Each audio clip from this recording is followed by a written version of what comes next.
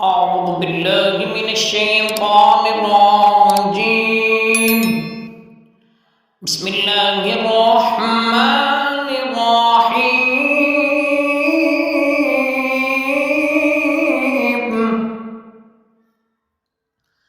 والعصر إن الإنسان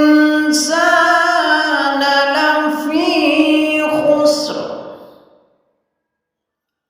إلا الذين